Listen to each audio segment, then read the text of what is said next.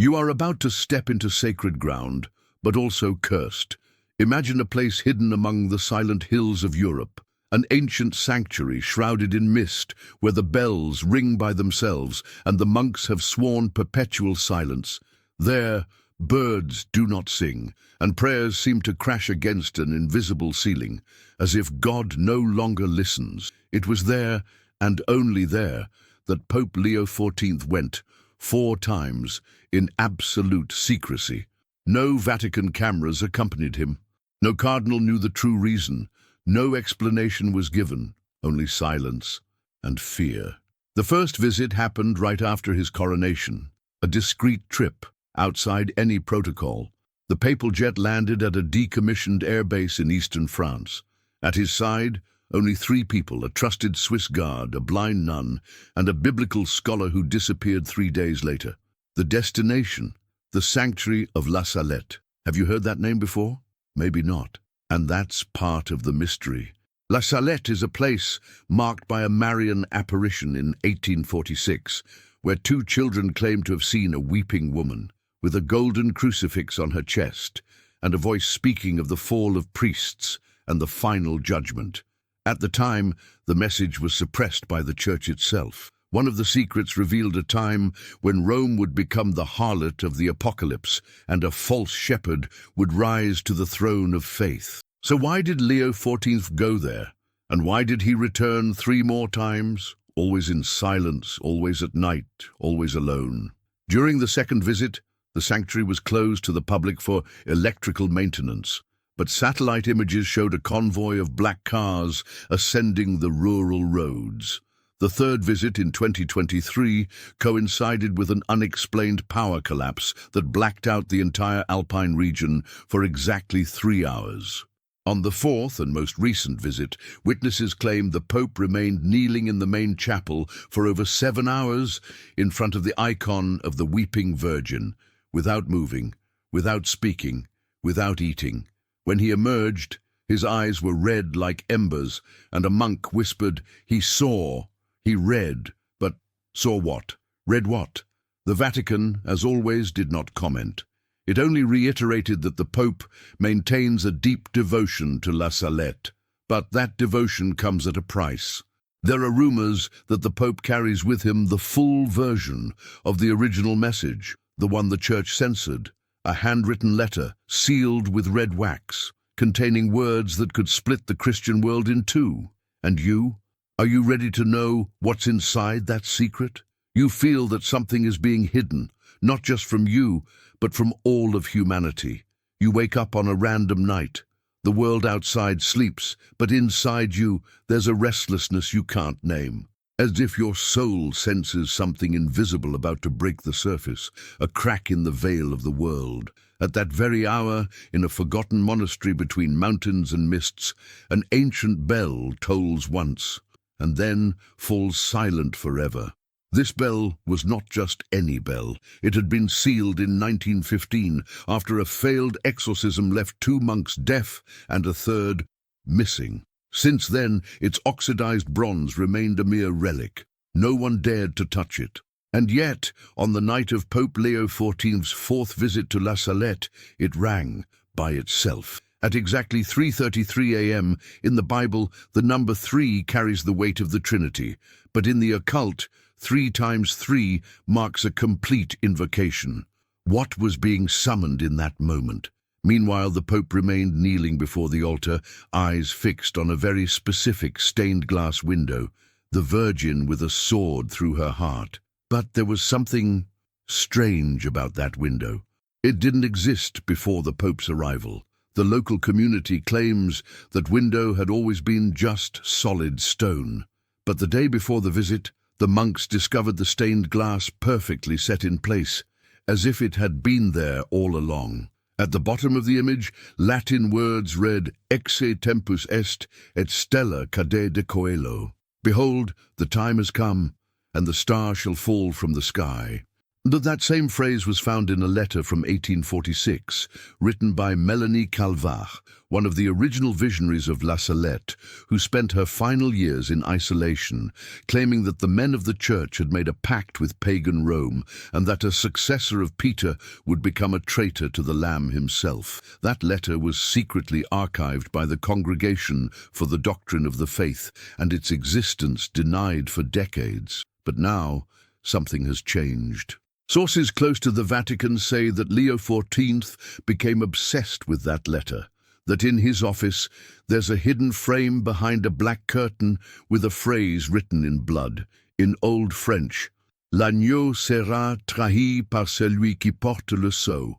The lamb will be betrayed by the one who bears the seal of the papal ring.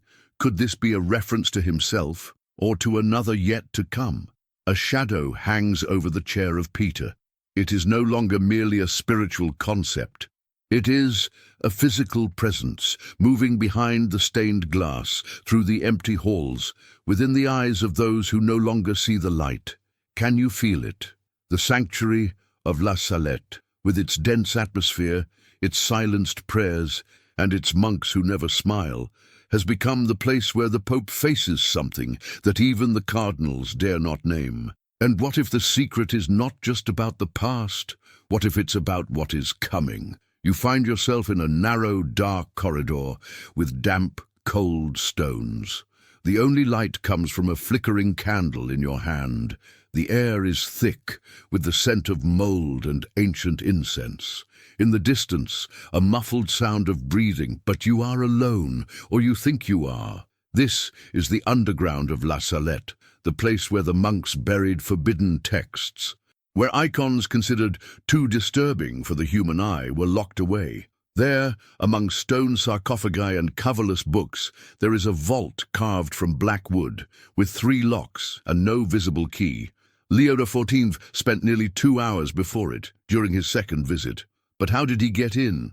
According to reports never officially confirmed, one of the oldest monks of the order, a mute man with milk-white eyes, handed the Pope a small artifact wrapped in red cloth. It was a key in the shape of a cross, inscribed with Hebrew and Aramaic characters, PhD VHSK hearts, terror and darkness upon the earth. When that key turned, the vault opened, but what was inside was never revealed. What is known is that from that night on, Pope Leo XIV's behavior changed drastically. He began to avoid long public appearances. His homilies became shorter, more somber. Once upon exiting the Sistine Chapel, he was caught by a photographer with tear-filled eyes murmuring, "The truth is closer than we think, but few will bear to see it." No one understood. But what was behind that phrase? A week later, 3 Vatican theologians resigned suddenly, citing irreversible spiritual conflict. One of them, in an anonymous interview, said, "The Holy Father saw something no man should ever see, and now he carries the weight of a time that has not yet come, but approaches like a wounded beast." In La Salette's underground, there are cave paintings, yes, paintings, that date back to before Christianity. They depict a woman crying before a burning tree, while 7 hollow-eyed figures watch from above. The monks call these figures the Silent Ones. According to them, these entities appear whenever a threatened truth must be revealed, but also punished. And this is where you must ask yourself, if a pope visits this place 4 times in secret, carrying a lost letter, consulting mute monks, opening sealed vaults, gazing at images that echo revelation, what exactly is he trying to prevent? Or worse, what is he trying to prepare for? This is the path of a man who stopped seeking answers and began carrying burdens. A man who may have already crossed an invisible line between the sacred and the cursed. And if you were in his place, would you open the vault? You are now inside the cell of an anonymous monk, dead for over 100 years. No one knows his name. Records refer to him only as Monachus Ignis, the monk of fire. His journal, hidden beneath the floorboards of the La Salette sanctuary, was discovered during a renovation in the 1960s. And immediately confiscated by the church. Few have read his words. Fewer still survived the impact, but Leo XIV read them. According to information leaked by a former Vatican archivist, the journal contains a detailed description of a recurring dream this monk had between the years 1899 and 1902. In the dream, he saw a pope with dark eyes, wearing an inverted ring, kneeling before a cross that bled from all four corners. With each drop, a voice whispered, "He knows, but he will remain silent." The Pope in the dream wore white robes stained with ash and walked through a crowd of priests with faceless expressions. In the background, a tower crumbled and a black star fell from the sky. It's the same symbolism found in Revelation 9:1. "And the fifth angel sounded, and I saw a star fall from heaven unto the earth, and to him was given the key of the bottomless pit." The key, the pit, the silent. Everything converges on the same point. There is a revelation being withheld, but that withholding has an expiration date, and Leo XIV knows it. During his third visit to the sanctuary, he underwent a silent ritual conducted by two monks wearing red robes, a color never used there. At the end, the monk said, "Time has been flattened, but not undone." The phrase makes no sense to us, but some prophecy scholars believe it is tied to the concept of eschatological compression, the idea that end times events can be hastened, condensed by human or spiritual actions outside natural order. That would explain why Leo XIV has become even more reclusive in recent months, and why he ordered the reopening of a manuscript sealed since 1957, the full version of the Third Secret of Fatima, which was never publicly released. The Church officially claims the entire content was revealed in the year 2000, but that is a lie. According to a former Vatican library employee, there are two versions of the document, the public one and the original. And the original clearly speaks of a time of two red moons and a shepherd who speaks like a lamb but acts like a dragon. The language is identical to Revelation 13:11. "And I beheld another beast coming up out of the earth, and he had two horns like a lamb, and he spoke as a dragon." What does all this have to do with La Salette? Everything. Because there, in the heart of that forgotten mountain, lies an ancient altar, older than the Marian apparition itself, bearing pre-Christian inscriptions. On it are engraved the symbol of the fallen star, the inverted seal, and the word Viatic VM, Viaticum, food for the journey. But here, that nourishment is a pact that may have been renewed by Leo XIV, or broken. You're starting to see it, aren't you? The pieces are all in front of you. But to see them clearly, you must let go of comfort and face the vertigo. We are approaching something that goes beyond history, beyond religion, an intersection between the divine, the profane, and the destiny of humanity. You are standing before the final door. It does not creak. It has no handle. It simply exists, as if it had waited centuries for the exact moment. The wood is dark, almost black, with carvings that shimmer under the light of a flame lit without fire.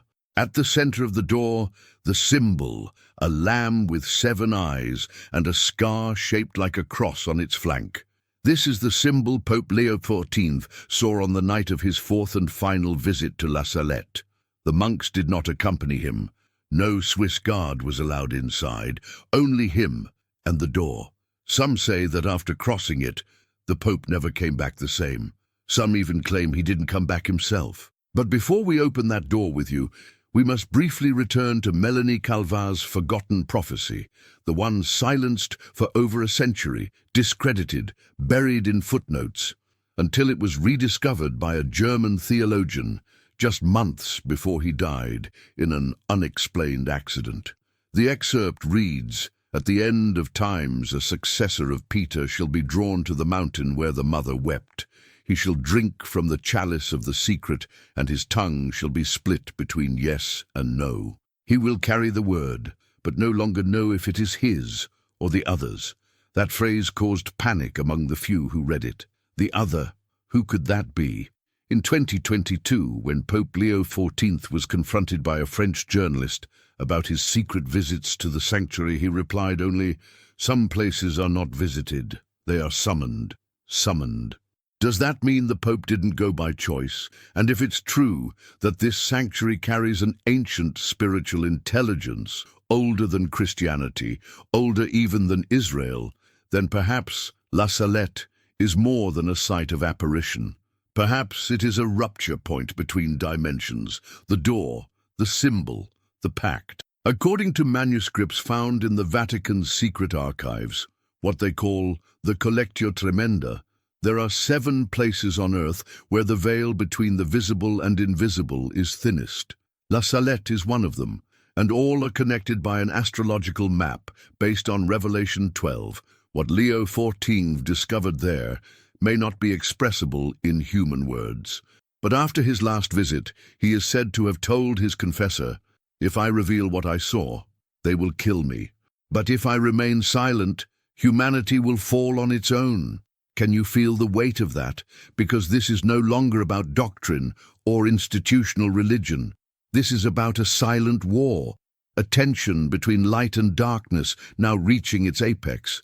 And this war passes through you, you who feel the world is off, who look up and sense something has changed, who watch truth being distorted every day and wonder why it hurts so much. You are not crazy, you are awakening. And perhaps, like the Pope before that door, you too must decide. Will you keep searching or retreat into the comfortable shadow of ignorance? If you've come this far, then your heart has already chosen.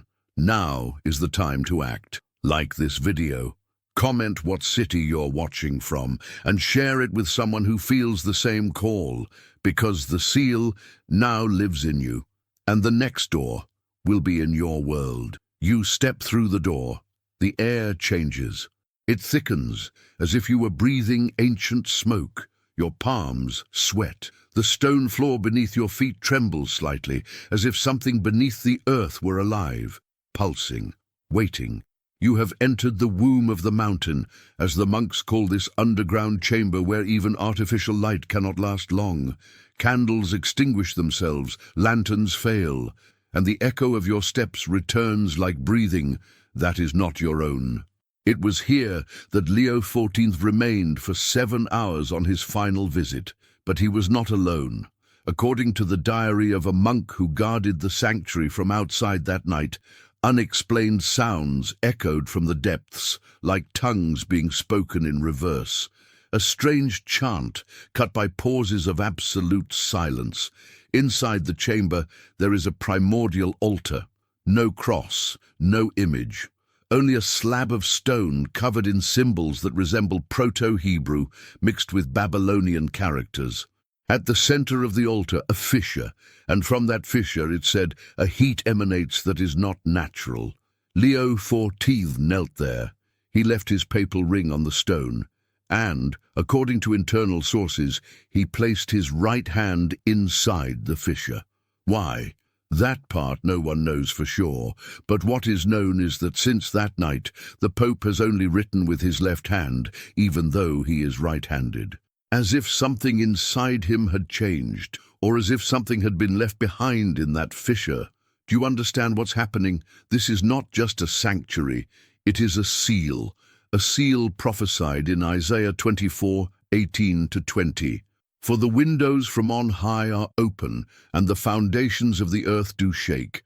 The earth staggers like a drunkard, it sways like a hut in the wind. Leo XIV is said to have told a cardinal, in a conversation meant to remain eternally secret, "I touched the heart of the earth." And the heart beat back. What did he mean by that? Revelation speaks of a time when the abyss will be opened, and from its depths will emerge things that were not men, nor beasts, nor angels, but appeared to be all in one. Revelation 9. And what if La Salette is the entrance to that abyss? What if the Pope did not go there to pray, but to seal something that is already trying to get out? The fissure, the hand, the seal. We're talking about realities that intertwine through spiritual breaches. And perhaps the greatest secret is not in La Salette, but in the Pope's own body, Close witnesses report that Leo XIV has suffered from nightly convulsions, that he speaks in extinct languages, that at times he cries blood, though official reports say it is severe conjunctivitis. Lies.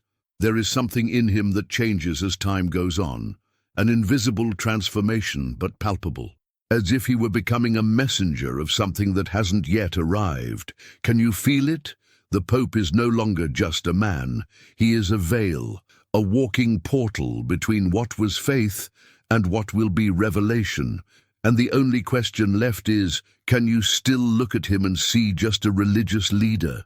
Or do you already feel that behind Leo XIV's eyes, another presence is staring back? You sit on the stone bench, your eyes fixed on the void. The chamber where the Pope stood no longer feels like just a physical space.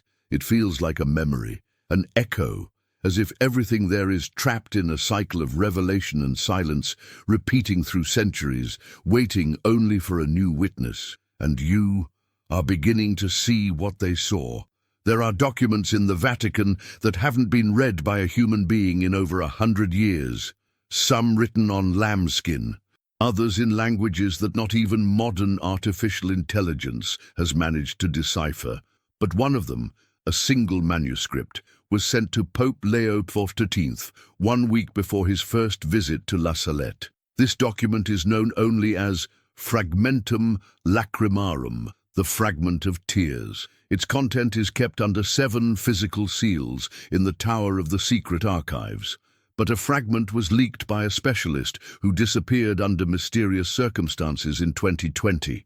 The excerpt reads, "At the forthcoming of the shepherd to the mountain of tears, the seal shall be tested by fire, and if it is false, the pit shall open, and from the pit will come the voice that does not forgive, and that will demand blood." Are you starting to understand now? The Pope's visit was not a pilgrimage, it was a final test, an attempt to confirm whether what lies imprisoned beneath La Salette is still contained. But what if it isn't? During his last public homily, broadcast worldwide, Leo XIV paused for exactly 7 seconds in total silence, staring straight into the camera. Then he said, "Not everything that glitters comes from heaven, and not all silence is peace." The phrase sparked controversy. It became a meme, but no one grasped its real meaning, because he wasn't speaking to the faithful. He was speaking to what listens from the other side. After that mass, an Italian abbot with direct access to the Pope locked himself in his cell and burned all of his theology books. He left behind only one sentence, written on the walls in blood: "The Lamb is already in motion." The symbols are everywhere, but only the awakened eyes can perceive them. The newly installed bronze statue in the courtyard of St. Peter's Basilica, for example, contains details no one seems to notice: 7 nails, an inverted crown, and a face that changes depending on the angle. The sculpture is described as modern art, but rumors claim it was based on a dream of the Pope himself. Dream, or vision, or a warning. The Vatican's silence is deafening, but those with ears to hear already know something has changed at the heart of the world's faith. Time is being compressed, the prophetic lines are activating, and the Pope is no longer just the guardian of doctrine. He is the guardian of the seal, the final seal. But how much longer can that seal hold? And what about you? Do you already feel something is breaking open in the world? You open your eyes, and you're no longer sure if you're dreaming or awake. There's a strange feeling in the air, like the moment before a storm, when the sky still looks calm. The objects around you hold their shape, but not their essence. Something is off, as if the world, from within, were groaning. That's exactly how Father Louis Brachelet described the look in Pope Leo XIV's eyes after the last visit to La Salette. His eyes didn't blink. They scanned, as if he saw not only what is, but what will be. In the days following his return from the underground chamber, the Pope locked himself in total fasting. No audiences, no declarations, no sacraments, just a dark room and a manuscript. Confidential sources say he wrote by hand a new document spanning 31 pages titled The Testament of the Seal, a text that was not given to any cardinal, but sealed inside a vault beneath the Basilica of St. John Lateran. The document is said to contain not doctrinal instructions, but guidelines for the final days. The full content remains unknown, but one passage was deciphered by a technician during the vault's digital scan, who later suffered a nervous breakdown. Before being hospitalized, he repeatedly screamed, "He's writing for after the fall. He knows he won't be here anymore." Once again, the question returns. The fall of what, or of whom? Meanwhile, around La Salette, unexplainable phenomena began to occur. Reports of lights in the sky, shadows moving through the forest even in broad daylight, and, most chilling of all, small children crying at the sound of the chapel bell, even when it doesn't ring. The monks say the place has become more sensitive, but what does that mean? In Judeo-Christian apocalyptic tradition, there's a rare and little-known idea that the seals of God not only protect, but also contain. And what if the seal of La Salette is not just closing off knowledge, but holding back a presence, an intelligence, an entity that has been trying for centuries to be known by name? Do you remember the name? In Melanie's prophecy, the name appears only once, with every letter scratched out, except 3, R, E, and X, 3 letters, Rex, King, not the King of glory, but the King of the abyss. Revelation 9:11 says, "And they had as king over them the angel of the abyss, whose name in Hebrew is Abaddon, and in Greek Apollyon." Could this be the name hidden between the lines? Could what the Pope saw in the La Salette chamber be a glimpse of what's to come, a preview of an opening that, once it happens, cannot be undone? One of the monks tasked with resealing the underground door wrote, before dying of heart failure, a single sentence in his journal.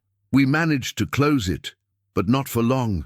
He is on the other side of the wall, waiting, and the Pope knows." Are you ready to hear what he heard? Because there is a sound rising from the entrails of the earth, and the last trumpet won't be heard with the ears. It will be felt in the soul. You feel that time no longer flows the way it used to. The hours don't taste the same. The days seem compressed, and the nights and far too long, as if something is stretching the shadows, something that stirs beneath the veil of reality. That's exactly what a senior official at the Vatican Observatory reported after analyzing a series of electromagnetic disturbances recorded in recent weeks around La Salette. The report was sent directly to Pope Leo XIV, bearing the following title: Oscillations in the Spiritual Field, Immediate Rupture Point. Spiritual, electromagnetic, temporal, 3 planes collapsing into one, and all of it revolves around a single man. Leo XIV, the Pope who carries the silence of 4 visits. The Pope who saw and did not speak, or who may have spoken too much, in the one place he never should have. Among the hidden documents of the Congregation for Extraordinary Affairs, there exists a coded letter sent by him to an unknown archbishop in Ethiopia. It contains only 5 words, in Latin, "Hostis intus est, sigillum tremit." The enemy is inside, the seal trembles. Who is this enemy? Rumors have intensified within the Vatican itself. There are bishops who refuse to enter the papal chambers, guards who decline night shifts in certain wings. Each night, a sound resembling reverse chanting echoes between the columns of St. Peter's like a lament trapped behind the stained glass. And at the center of it all, the Pope with empty eyes. According to a seminarian who encountered the Pope by chance, he found him standing motionless in front of a mirror, not blinking, softly repeating, "He won't let me sleep. He wants the world. He has already seen the end." That testimony was censored. The seminarian was transferred to a cloistered convent. But what if the Pope is no longer merely aware of the end, but participating in it? What if the 4th visit to La Salette was not to contain the seal, but to make a pact with what lies beyond it, Doctrine has always taught us that the seals of revelation would be broken by God himself. But what if a man could break one first? What if a man, wearing Peter's ring, seated on Rome's throne, holding access to the secret, were convinced or possessed to open it ahead of time? The fissure, the key, the hidden name, the seal that trembles, everything points to a final act, a final crossing, and in this unfolding, Pope Leo XIV may no longer be just a guardian, but a portal in flesh. Do you feel that chill in your stomach? Because the next step will no longer be hidden. It will be public, global, and irreversible. It is too late to turn back now. The veil has been torn, the silence has been broken, and you have seen too much. Rome woke up different this morning. At the top of St. Peter's Basilica, a red streak ran down the finger of the enthroned Christ statue. It wasn't paint, nor rust. Experts confirmed it was human blood, still warm. The Vatican gave no statement, but internal sources confirmed. Pope Leo XIV has disappeared. His room was found empty. The papal ring lay atop his pillow. Beside it, a small piece of parchment, the letters written in charcoal and saliva. The door is open. The seal is now within you. Within you. That phrase, it resonates deep in the soul, as if time itself were trying to issue a warning through symbols. Leo XIV vanished without a trace. No record of departure, no authorized flight, no signs on security cameras. But through the corridors of the Curia, a whisper passes between the eldest priests. He didn't leave. He crossed over. Crossed over to what?